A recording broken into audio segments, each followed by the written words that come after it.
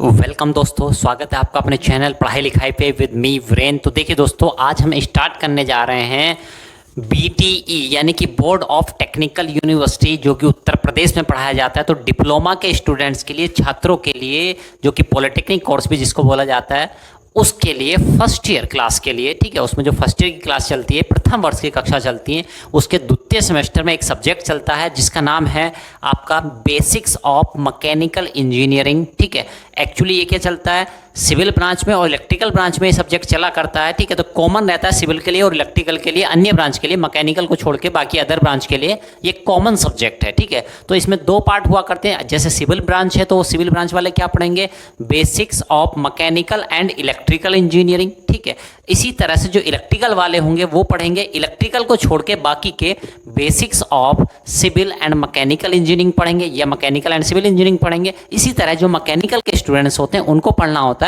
Basics of civil and electrical engineering. यानी जो जिस ब्रांच का छात्र होता है वो ब्रांच का सब्जेक्ट उसको नहीं पढ़ाया जाता है, अदर ब्रांचेस के सब्जेक्ट उसको पढ़ाए जाते हैं। तो पहले जानते हैं ऐसा क्यों किया जाता है। तो देखिए क्या है, जैसे मैकेनिकल का स्टूडेंट है तो वो 3 वर्षों तक अपने पाठ्यक्रम में तो वो तो पढ़ेगा ही मैकेनिकल की चीज़ें। ठीक है, सिविल वाला है वो सिविल की चीज़ें 3 साल पढ़ेगा ही पढ़ेगा। इसी तरह इलेक्ट्रिकल का स्टूडेंट है तो वो इलेक्ट्रिकल की चीज़ें पढ़ना ही पढ़ने वाला है। ठीक है, तो उसको अदर ब्रांच के कुछ सब्जेक्ट के बारे में थोड़ी थोड़ी नॉलेज दी जाती है। क्यों दी जाती है, देखिए क्योंकि कोई भी ब्रांच हो, चाहे मैकेनिकल हो, सिविल हो, इलेक्ट्रिकल हो, ठीक है, या अदर कोई भी ब्रांच हो, तो उसमें सभी में क्या होता है भाई, अपना ब्रांच तो पढ़ ही रहे हैं, लेकिन डेली लाइफ में जब आप अपनी साइंस को, विज्ञान को यूज़ करने जाएंगे तो आप लोग क्या देखेंगे, नहीं कि सिविल वाला बिना मैकेनिकल के या बिना इलेक्ट्रिकल वाले के काम कर सकता है, तो नहीं कर सकता है। ठीक है, कुछ ना कुछ इस्तेमाल उसका होता ही होता है, उसको यूज़ करनी पड़ती है, अदर ब्रांचेस की कुछ चीज़ें यूज़ करनी पड़ती है। तो सभी ब्रांचेस के बारे में हर ब्रांच को थोड़ी थोड़ी जानकारी होनी चाहिए।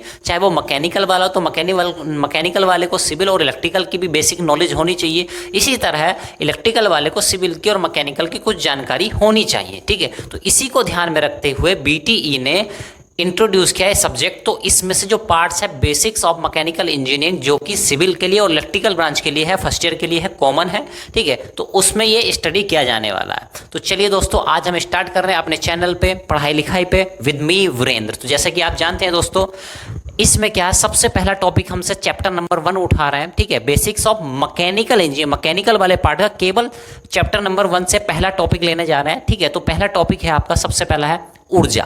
ठीक है, ऊर्जा यानी कि एनर्जी।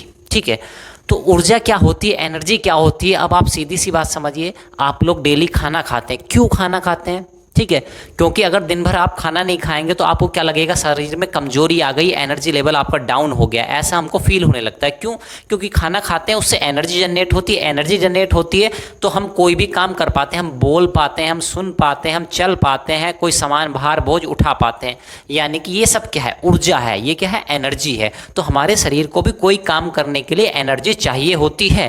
तो बिना एनर्जी के इस विश्व में कोई भी, ब्रह्मांड में कोई काम नहीं हो रहा है। तो हर किसी ना किसी काम के लिए एनर्जी की रिक्वायरमेंट होती है। तो बहुत सारे ऐसे फंक्शन होते हैं, कुछ काम ऐसे होते हैं जिनको एनर्जी देनी पड़ती है, कुछ काम ऐसे होते हैं जो प्रोसेस ऐसे होते हैं जिनसे एनर्जी डेवलप होती है, हमको मिलती है। ठीक है, तो आइए हम ऐसे प्रोसेस के बारे में जानेंगे कि भाई ये ऊर्जा है, ऊर्जा की ज़रूरत हमको क्यों है।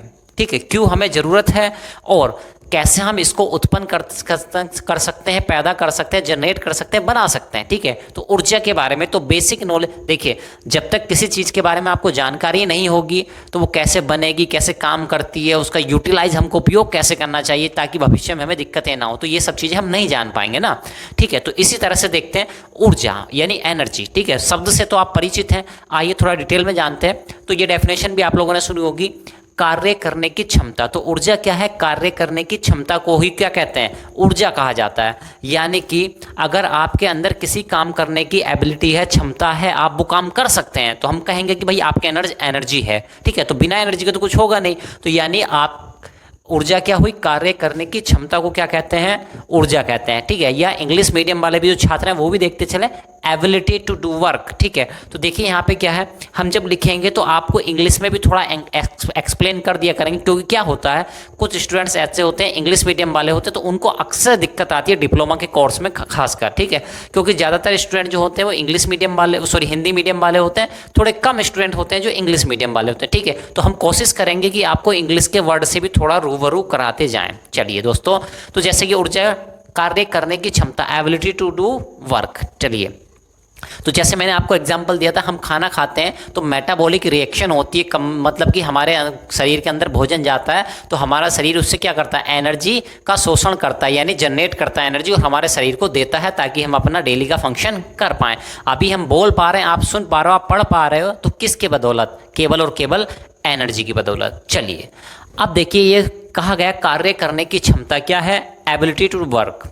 अब ये ऊर्जा जो होती है ये भी कई प्रकार की होती है, ठीक है। तो ये तो ऊर्जा हुई, ये कई प्रकार की होती है, ठीक है। यानी मैंने आपसे कहा जरा ये पेन को उठा के यहाँ से यहाँ रख दीजिए, तो आपने यहाँ से यहाँ रखा तो आपको एनर्जी की रिक्वायरमेंट पड़ी, ठीक है। मैंने कहा सीढ़ियों से चढ़ के जरा ऊपर जाइए, तो आप ऊपर जाएंगे तो भी आपको एनर्जी की रिक्वायरमेंट होगी। अब देखते हैं, तो भाई कार्य करने की क्षमता को कहते हैं। अब ऊर्जा देखिए कितने प्रकार की होती है, बहुत सारे प्रकार की हो सकती है। ये हो सकती है यांत्रिक ऊर्जा, ठीक है। ये क्या हो सकती है, यांत्रिक ऊर्जा, ठीक है, जिसको हम मैकेनिकल एनर्जी बोलते हैं। यांत्रिक ऊर्जा हो सकती है, विद्युत ऊर्जा हो सकती है जिसको हम इलेक्ट्रिकल एनर्जी कहते हैं। यांत्रिक ऊर्जा हो सकती है, विद्युत ऊर्जा यानी इलेक्ट्रिकल एनर्जी हो सकती है। रासायनिक ऊर्जा, ठीक है, क्या हो सकती है, रासायनिक यानी केमिकल ऊर्जा, ठीक है, केमिकल एनर्जी, सॉरी, ठीक है। तो इस प्रकार से भी हो सकती है। और ऊष्मीय ऊर्जा, हीट एनर्जी, ठीक है, ऊष्मीय ऊर्जा भी हो सकती है। क्या हो सकती है, ऊष्मीय ऊर्जा, हीट एनर्जी, ठीक है, जिसको क्या कहते हैं, हीट। तो कई प्रकार की ऊर्जाएं हमारे इस विश्व में विद्यमान है या हमारी जानकारी में है। तो उनमें से कुछ को हम स्टडी यहाँ पे करने वाले हैं, ठीक है। उसमें से क्या करेंगे, कुछ को स्टडी करेंगे। कहाँ गया, ठीक है। तो इनमें से कुछ ऊर्जाओं को हम स्टडी करेंगे और जानेंगे कैसे हम ऊर्जा जनरेट कर सकते हैं, बना सकते हैं, ठीक, और जनरेट कर भी सकते हैं कि नहीं भी कर सकते, ये भी जानेंगे, ठीक है। तो चलिए दोस्तों आगे बढ़ते हैं। तो देखिए, ऊर्जा को वैसे तो मैंने समझाया शब्दों में कि कार्य करने की क्षमता।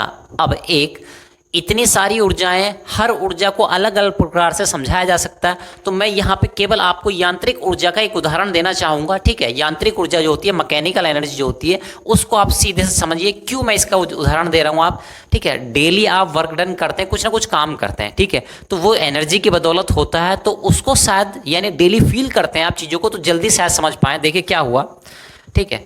अब मैंने क्या किया, ये यहाँ पे एक बॉक्स रखा था, सपोज करो, ठीक है। इसका वेट कितना था, मान लिया 10 न्यूटन, ठीक है।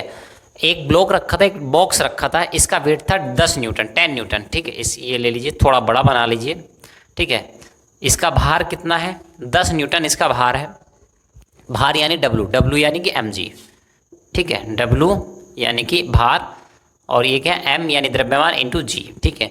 तो इस बॉक्स का भार कितना है, 10 न्यूटन है। मैंने कहा आपसे, ये ज़मीन पे रखा था, यहाँ पे अर्थ पे रखा हुआ था, मैंने कहा आपको यहाँ से यहाँ तक लेके जाइए इसको, ठीक है। कितना, मैंने कहा आपसे इसको यहाँ से यहाँ तक यानी 2 मीटर की दूरी पर आप इसको उठा के पहुँचा दीजिए, ठीक।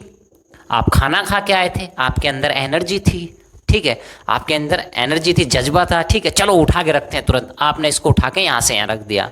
अब बिना एनर्जी के तो काम हुआ नहीं है, तो कितना हुआ, यहाँ से यहाँ। अब देखो, यानी कि ऊर्जा की भाई कोई वैल्यू तो हो, कैलकुलेट कैसे करें कि भाई तुम्हारे पास ऊर्जा ज़्यादा है कि मेरे पास ज़्यादा ऊर्जा है, ठीक है। तो एनर्जी को, ऊर्जा को जनरेट करने के लिए क्या होना चाहिए, ठीक है, यानी कोई मात्रक होना चाहिए, कोई वैल्यू होनी चाहिए, न्यूमेरिकल आंकिक मान इसका होना चाहिए, ताकि हम बता सकें भाई मेरे पास इतनी ऊर्जा है, तुम्हारे पास इतनी ऊर्जा है, ठीक है। ये मशीन इतना काम कर सकती है, वो मशीन इतना काम कर सकती है, यानी न्यूमेरिकल वैल्यू में प्रदर्शित करना बहुत ज़्यादा जरूरी हो जाता है। तो देखिए क्या है, तो किया गया कार्य जिसको हम W से रिप्रेजेंट कर रहे हैं अभी, ठीक है, ये भार था, अलग था, ठीक है। किया गया कार्य W, ठीक है, यहाँ पे लिख दे रहे हैं, किया गया कार्य, ठीक है, यानी आपने इस बॉक्स को यहाँ से उठा के यहाँ रखा, तो कुछ तो काम किया, कितना किया उसी को कैलकुलेट न्यूमेरिकल टर्म में बताना चाह रहे हैं, आंकिक मान बताना चाह रहे हैं। तो किया गया कार्य W बराबर बल यानी कि फोर्स गुणा विस्थापन यानी कि डिस्प्लेसमेंट, ठीक है। क्या कह रहा हूं मैं, मैंने कहा किया गया कार्य बराबर बल गुणा विस्थापन। तो ये शायद आपने परिभाषा पहले भी सुनी हो, ठीक है। इससे भी आप शायद 8th क्लास में या 10th क्लास में, ठीक है, कुछ लोग 11th 12th करके आएंगे तो शायद उन्होंने वहाँ सुनी होगी। बहुत ज़्यादा कोई नई डेफिनेशन मैं नहीं बता रहा हूँ, ठीक है, लेकिन कोशिश करूँगा शायद नए तरीके से आपको बताने की कोशिश करूँ ताकि पॉइंट आपको क्लियर हो जाए, ठीक है। हो सकता है आपने पहले पॉइंट सुना हो, लेकिन उस पॉइंट को फिर से रिकॉल कर लेते हैं, एक बार याद कर लेते हैं कि हाँ भाई इसी तरह से हमने सुना था, किया गया कार्य बराबर बल गुणा विस्थापन। ठीक, तो देखिए कितना भार था, 10 न्यूटन। तो भाई 10 न्यूटन की वस्तु है, उसको उठाने के लिए कम से कम 10 न्यूटन का भार तो लगाना पड़ेगा ना आपको। तो आपने कितना भार लगाया, 10 न्यूटन। बल कितना लगाया, 10 न्यूटन। विस्थापन यानी अपनी जगह से कितनी वस्तु विस्थापित हो गई, यहां से यहां तक कितनी विस्थापित हो गई, तो 2 मीटर। ठीक, तो ये आ गया कार्य का मान, कितना आ गया, अब आप देख पा रहे हैं कार्य का मान कितना आ चुका है। तो कार्य का मान आ चुका है 20 न्यूटन इंटू मीटर। क्या आ चुका है, 20 न्यूटन इंटू मीटर। अब देखिए इसी न्यूटन इंटू मीटर को कहा जाता है क्या, जूल। क्या कहा जाता है इसको, जूल। और यही जूल क्या होता है, कार्य का मात्रक होता है या ऊर्जा का मात्रक, यही होता है। ठीक है, तो हम ऊर्जा को रिप्रेजेंट करते हैं किसमें, जूल में रिप्रेजेंट किया जाता है ऊर्जा को। ठीक, अब सुनिए, ये तो ऐसे हुआ। अब दूसरी चीज देखिए, मैंने कहा विस्थापन। विस्थापन मतलब अपनी प्रारंभिक अवस्था से कितना दूर गया, ये मायने रखता है। ठीक है, अपनी प्रारंभिक अवस्था से कितना दूर वो चला गया। ठीक, दूसरी चीज, एक चीज और देखिए, आपको ये भी ध्यान रखना है, लगाया गया बल। सपोज करो आपने वस्तु को धक्का दिया इधर, ठीक है, आपने वस्तु को धक्का दिया इधर, तो आपको लेना है किया गया कार्य बराबर बल, यानी जिस दिशा में बल लगाया गुणा बल की दिशा में विस्थापन कैलकुलेट करना होता है। मैं फिर कह रहा हूं आपको कि लगाया गया बल गुणा बल की दिशा में विस्थापन। ये नहीं कि वस्तु आपने बल लगाया इधर और वस्तु चली गई इधर, है ना, इधर चली गई घूम के ऐसे। ठीक है, तो आपको ध्यान रखना है किया गया कार्य जब भी ऑब्टेन किया जाता है, प्राप्त किया जाता है, तो कार्य बराबर बल गुणा विस्थापन। फॉर्मूला आपको ऐसे ही लिखा मिलेगा, लेकिन मतलब समझिए, लगाया गया बल गुणा जिधर बल लगाया था उस दिशा में वस्तु का विस्थापन कितना हुआ है, तो वो होता है आपका कार्य। और जिसको रिप्रेजेंट करते हैं हम किससे प्रदर्शित करते हैं, ऊर्जा से। ठीक है, और ऊर्जा का मात्रक क्या होता है, जूल, या इसको किस में रिप्रेजेंट करते हैं, न्यूटन इंटू मीटर में। ठीक है, तो न्यूटन इंटू मीटर मिले या जूल मिले तो एक ही चीज है, आपको ध्यान रखना है। चलिए दोस्तों, तो बहुत सारी चीजें हमने यहाँ पे स्टडी की, बेसिक चीज थी अभी। ठीक है, बहुत ज़्यादा कुछ स्टडी नहीं किया, लेकिन बेसिक चीज़ हमने स्टडी की यहाँ पे। अच्छा, इसके बाद मैं एक चीज़ और बताना चाहूँगा आपको कि आपने अक्सर स्टडी किया होगा ऊर्जा की अविनाशिता का नियम। ठीक है, या इसको हिंदी इंग्लिश में क्या कहते हैं, law of conservation of energy. Law of conservation of energy. ठीक, इसको ये भी कहा जाता है ऊर्जा की अविनाशिता का नियम। मतलब कि देखिए, आप लोगों ने पढ़ा होगा, अभी मैं डेफिनेशन बोलूँगा, परिभाषा इसकी बोलूँगा तो आपको तुरंत याद आ जाएगा ये क्या है। तो देखिए ऊर्जा की अविनाशिता, तो देखो क्या बना, अविनाश यानी जिसका विनाश ना किया जा सके, जिसको नष्ट ना किया जा सके। ठीक है, कंजर्वेशन मतलब संरक्षित रहती है। ठीक है, उसका संरक्षण है, उसको नष्ट नहीं कर सकते, संरक्षित है वो चीज़। ठीक है, जैसे सरकार होती है कि भाई इसका संरक्षण करना है, कोई इसको नष्ट ना कर पाए। ठीक है, ऐसी चीज़ें जो नष्ट होने वाली हैं तो उनको संरक्षित करके रखा जाता है कि भाई ये नष्ट ना हो जाए, खत्म हो जाएंगी तो दिक्कतें हो जाएंगी। ठीक, तो ऊर्जा की अविनाशिता का नियम क्या कहता है, ये नियम कहता है ऊर्जा को ना तो नष्ट किया जा सकता है ना ही बनाया जा सकता है। फिर सुनिए, फिर से आपने कई बार ये नियम सुना होगा कि ऊर्जा को ना तो बनाया जा सकता है ना ही नष्ट किया जा सकता है, बल्कि एक रूप से दूसरे रूप में परिवर्तित किया जा सकता है। यानी कहने का मतलब है ऊर्जा को कभी भी बना नहीं सकते। आपने कहा कि मैंने इतने किलो जूल ऊर्जा बना ली है, इतने जूल ऊर्जा बना ली, तो नहीं बनाई भाई। आपने एक किसी और रूप में ऊर्जा थी, आपने उस रूप से किसी दूसरे रूप में परिवर्तित की है। ठीक है, ऊर्जा बनाते तो ऊर्जा बढ़ जाती। सपोज करो जैसे आपके पास 10 रुपए हैं, मम्मी ने आप 10 रुपए दिए, है ना, कल को बेटा को 10 रुपए और दिए तो आपके बेटा के पास 20 रुपए हो गए। क्यों बेटा जी, ऐसे ही तो होता है। तो यानी कि आपके पास 10 से 20 हो गए। ठीक है, लेकिन हम क्या कहना चाह रहे हैं कि ये जो ऊर्जा होती है, ब्रह्मांड की पूरी ऊर्जा जितनी है वो संरक्षित है, उसको चेंज नहीं किया जा सकता। ठीक है, तो उसमें जितनी ऊर्जा है उतनी ही है, बस वो एक रूप से दूसरे रूप में परिवर्तित होती रहती है। तो कभी आपके पास ज़्यादा ऊर्जा आ गई तो ऐसा नहीं कि ब्रह्मांड की ऊर्जा बढ़ गई है, कुछ नहीं बढ़ा है। ठीक है, जितनी ऊर्जा थी उतनी ही है, उसको कभी भी ना तो बनाया जा सकता है ना ही नष्ट किया जा सकता है, बस एक रूप से दूसरे रूप में परिवर्तित किया जा सकता है। चलिए एग्जाम्पल देखते हैं, उदाहरण देखने की कोशिश करते हैं। जैसे सपोज करो कोयला है, आप कोयला लेके आए, आपने 1 किलोग्राम कोयला जलाया, ठीक है। तो कोयले के पास ऊष्मा थी, क्या थी? हीट एनर्जी थी। कैसे? यानी आपने उसको जलाया तो वो गर्म हुआ, जला तो उससे क्या हुआ? ऊष्मा निकली। ऊष्मा से क्या किया आपने? पानी गर्म कर लिया या और भी कुछ काम किया। यानी उस कोयले के अंदर जलाया आपने जब उसको, तो उसने कार्य करने की क्षमता उत्पन्न की। कौन सा कार्य किया? उसने पानी को भाप में बदल दिया, ठीक है। गर्मी जनरेट हुई, हीट जनरेट हुई, तो उसने क्या किया? पानी को भाप में बदल दिया। यानी कि आप कह सकते हैं क्या हुआ? उसके अंदर पानी को भाप में बदलने की क्षमता थी, यानी कार्य करने की क्षमता थी। तो ये कहलाई ऊष्मीय ऊर्जा, ठीक। तो इसी तरह से ऊर्जा को ना तो नष्ट किया जा सकता है ना बनाया जा सकता है, बस एक रूप से दूसरी। यानी कि कोयला जो था उसके पास कौन सी एनर्जी थी? उसके पास थी केमिकल एनर्जी, यानी कि उसके केमिकल रासायनिक अवयव जो थे, ठीक है, उनको आपने नष्ट किया, उनको जलाया तो हीट ऊष्मा उत्पन्न हुई, तो कोयला फिर नष्ट हो गया। यानी वो केमिकल, वो पदार्थ नष्ट हो गया, अब वो राख में तब्दील हो चुका है, ठीक है। अब वो कोयला ठोस नहीं रह गया, ठीक है। तो यानी आपने उसकी रासायनिक ऊर्जा को ऊष्मीय ऊर्जा में परिवर्तित कर लिया। तो ये नियम आपने अक्सर सुना होगा, ठीक है। तो हमेशा याद रखिएगा, ऊर्जा की अविनाशिता का नियम क्या है? Law of conservation of energy क्या है? Energy can not be created, can not be destroyed, but can be converted from one form to another. यानी एनर्जी को एक फॉर्म से दूसरी फॉर्म में बदला जा सकता है। तो आप कभी भी ये कहें कि मैंने इतनी ऊर्जा बना ली, इतनी एनर्जी बना ली है या इतने नष्ट कर दिए, तो आपका स्टेटमेंट सरासर गलत हो जाएगा, ठीक है। तो ध्यान रखना आपको चीज़ों। तो आइए स्टूडेंट्स अब देखते हैं ऊर्जा का भौतिक महत्व, ठीक है। भाई देखो, हमारे सिलेबस में ये इंट्रोड्यूस किया गया है ऊर्जा। हमको बोला गया है कि BT board of technical university ने बोला है कि आपको ये सब्जेक्ट पढ़ना है, ठीक है। पढ़ना तो है, चलो आपने कहा, अब सब्जेक्ट के अंदर में टॉपिक देखा ऊर्जा, ठीक है। क्यों पढ़ें हम? Why we are studying this? क्यों हम इसको पढ़ रहे हैं? भाई इसका कुछ महत्व होगा, हमारे जीवन में काम आएगी तभी तो पढ़ रहे हैं। बिना काम के तो हम कुछ करने वाले हैं नहीं, ठीक है। बिना काम के तो हम उठ के गिलास में पानी भी नहीं पिएंगे, है ना। जब तक प्यास नहीं लगेगी पानी नहीं पिएंगे, जब तक भूख नहीं लगेगी खाना नहीं खाएंगे। तो भाई ऊर्जा का बहुत ज़्यादा महत्व है, बिना इसके कुछ भी नहीं है। चलिए जानते हैं। तो एग्जाम में लिखने की दृष्टि से, एग्जाम में आप लिखेंगे, जब कॉपी में लिखेंगे तो अपना उत्तर को किस तरह रिप्रेजेंट करेंगे, अच्छी तरह से व्यवस्थित तरीके से वहाँ पे रिप्रेजेंट करेंगे, ठीक है। तो आप जान लीजिए, आपको जो नोट्स हैं, ठीक है, आपको जो नोट्स हैं वो हमारे टेलीग्राम चैनल पे आपको मिल जाएंगे। कहाँ पे मिलेंगे? टेलीग्राम चैनल पे आपको मिल जाएंगे।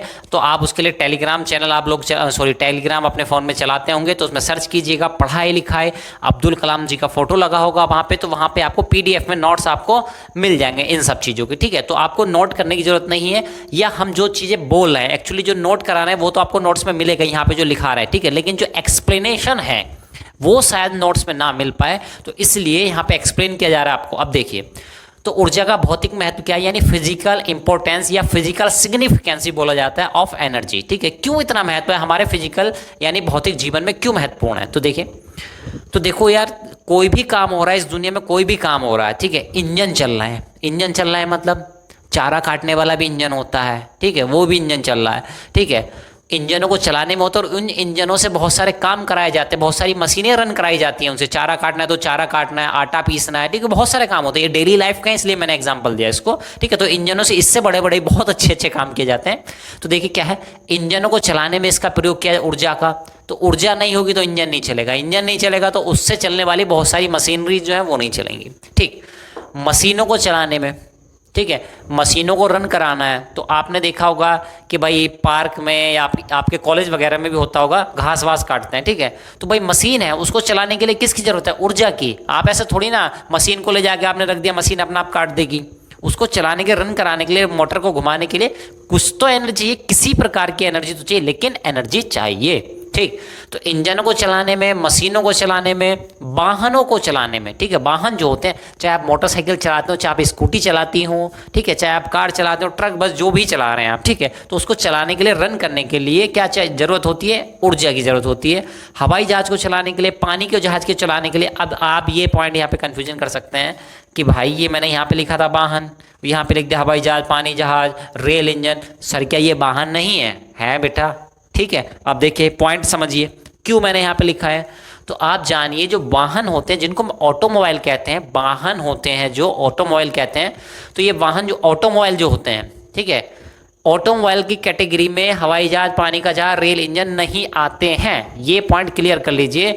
जो ऑटोमोबाइल्स होते हैं यानी बाइक होती है, कार होती है, ट्रक होती है, बस होती हैं, इनकी कैटेगरी में रेल, हवाई जहाज, पानी का जहाज नहीं आते हैं, ध्यान रखिएगा। चलिए अब आगे चलते हैं। वाहन हो गया, हवाई जहाज हो गए, पानी के जहाज हो गए, सब जानते हैं आप, ठीक है। रेल इंजन हो गया, रेल को चलाने के लिए कहीं कहीं पे डीजल वाली भी कार रेल चलती है, ट्रेन चलती है, कहीं कहीं पे इलेक्ट्रिकल ट्रेन भी चलती है, ठीक है। मेट्रो वगैरह इलेक्ट्रिसिटी से चलती है। चलिए और चीज़ जानते हैं, खाना पकाने में, भाई खाना पकाना है, डेली की आपकी जो पूर्ति हो रही है, ठीक है, आप जो खाना खा रहे हैं, एनर्जी जनरेट करें, वो खाना कहाँ से आ रहा है, ठीक है। भाई खेतों से सब्जी आती हैं, फल आते हैं, ठीक है। उसमें क्या होता है, फिर उसको घर में लाते हो, काटते हो, तो चाकू से काटोगे सब्जी को तो भी आपको एनर्जी चाहिए, ठीक है। उसके बाद उसको पकाने के लिए उष्मा ऊर्जा चाहिए, हीट एनर्जी चाहिए, तो ऊर्जा तो चाहिए ना, चाहे किसी प्रकार की चाहिए, लेकिन ऊर्जा चाहिए।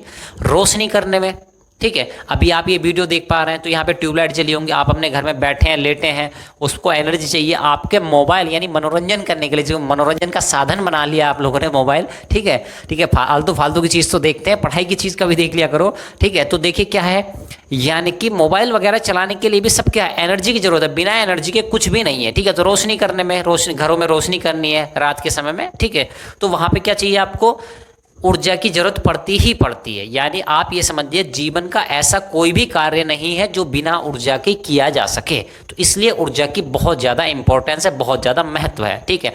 आप सिंपल ये कह सकते हैं, ऊर्जा के बिना जीवन संभव नहीं है। ये तथ्य बिल्कुल सही है। और एक पॉइंट और ये ध्यान रखिए, जिस राज्य में, जिस देश में जितनी ज़्यादा ऊर्जा, ठीक है, जितनी ज़्यादा ऊर्जा कंज्यूम हो रही है, वो देश जितनी ज़्यादा ऊर्जा का इस्तेमाल कर रहा है, समझो वो उतना ज़्यादा डेवलप है, वो उतना ज़्यादा तरक्की कर जाएगा, ठीक है। तो ध्यान रखिएगा ये पॉइंट, जिस देश में जितनी ज़्यादा ऊर्जा, ठीक है, का उपयोग किया जा रहा है, ठीक है, जनरेट तो नहीं होती, अभी हमने बताया क्यों मैंने जनरेट, उत्पन्न करना क्यों नहीं शब्द इस्तेमाल किया, आप समझ गए, ऊर्जा की अविनाशिता का नियम के कारण, ठीक है।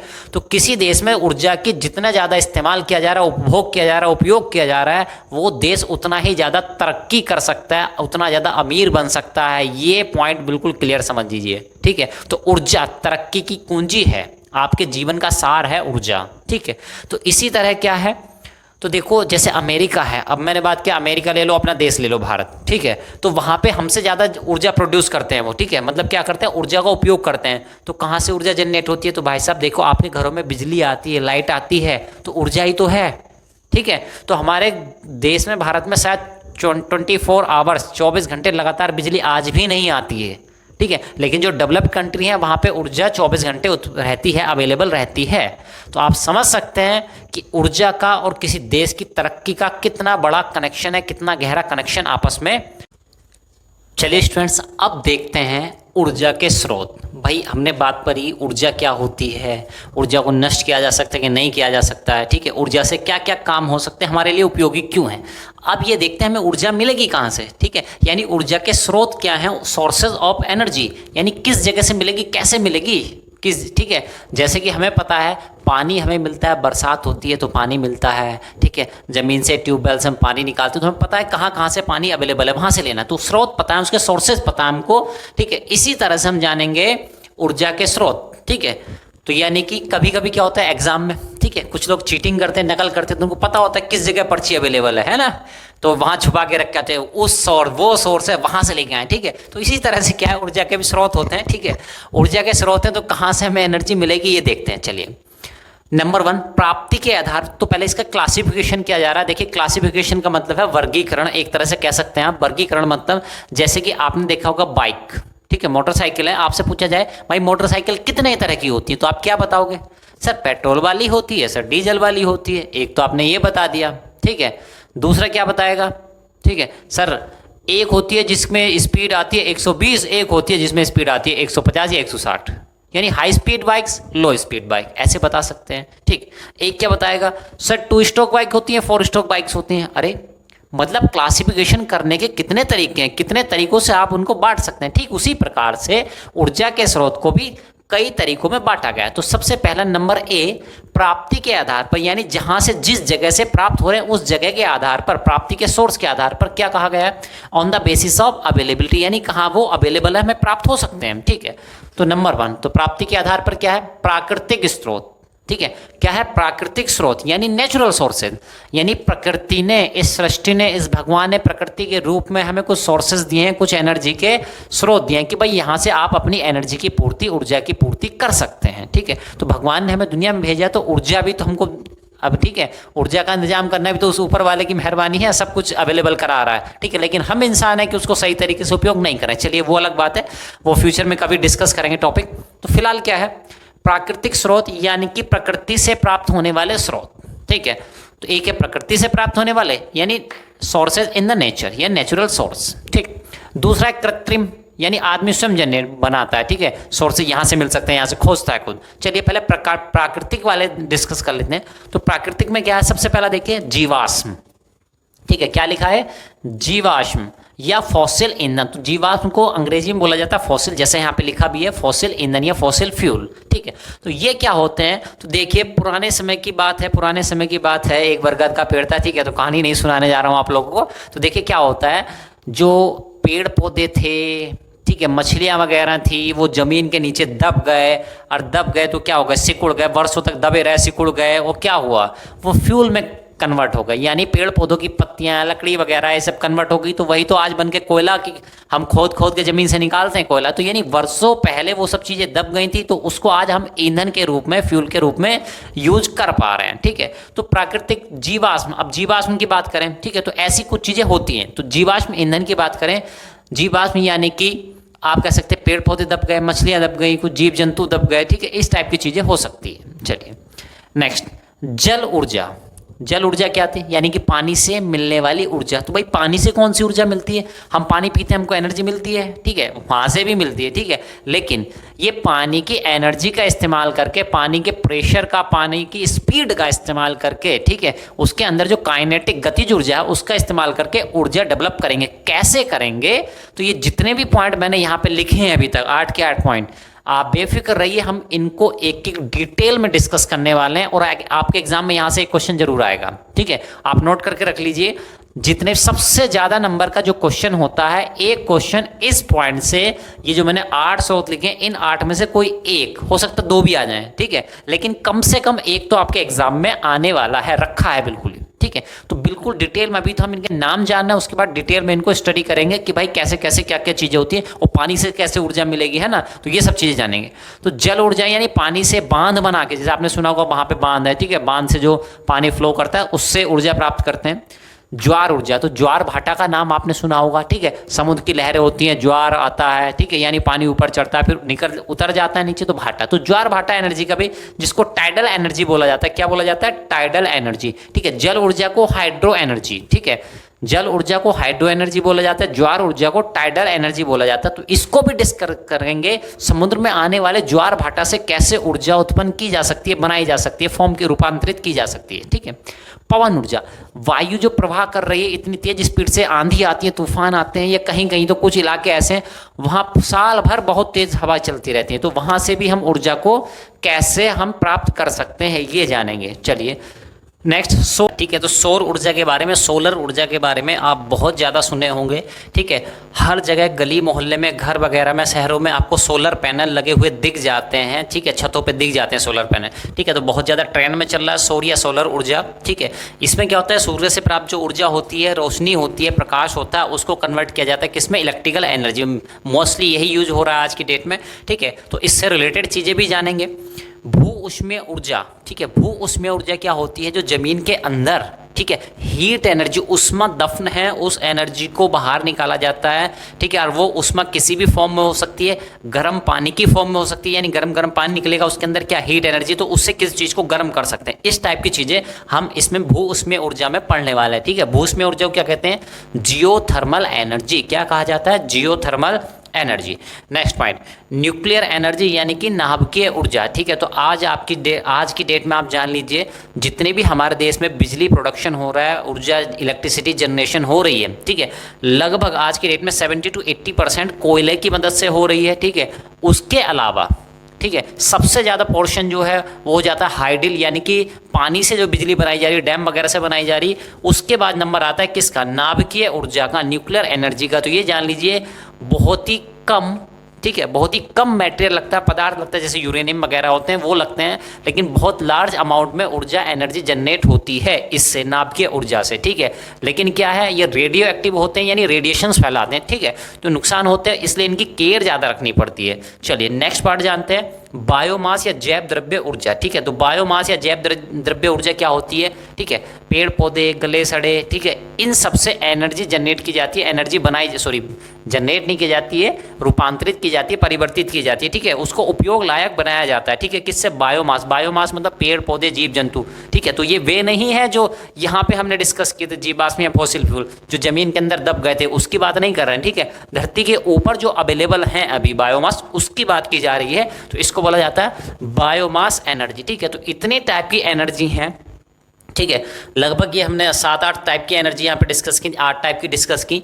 इनको एक एक को डिटेल में जानेंगे, पूरा फिगर वगैरह बना के एक्सप्लेन किया जाएगा, तो इनमें 8 में से एक आपके एग्जाम में आना ही आना है। ठीक है, तो 8 एनर्जीज को डिटेल में जानेंगे। फिलहाल के लिए अभी देखिए केवल हमने नाम बताया, इसका क्लासिफिकेशन कैसे किया। अब स्टूडेंट्स देखते हैं, पिछली बार अभी हमने क्या देखा था, जो पार्ट्स पढ़े थे, 8 पार्ट पढ़े थे, वो किसके थे? प्राकृतिक स्रोत के। ठीक है, यानी कि नेचर से, प्रकृति से हमें जो मिल रहे थे वो नेचुरल सोर्सेस कहलाते थे। वो 8 पार्ट हमने पढ़े, उनको डिस्कस करेंगे हम पूरा डिटेल में।